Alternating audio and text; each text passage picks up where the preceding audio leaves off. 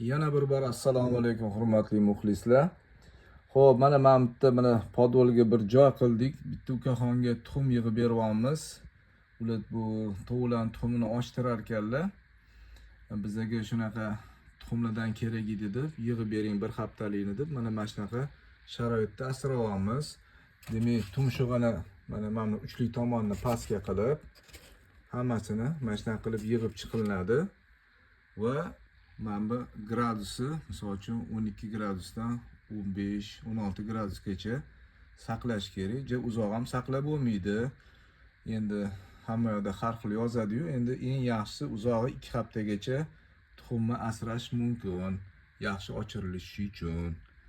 Shunaqa gaplar, hurmatli muxlislar.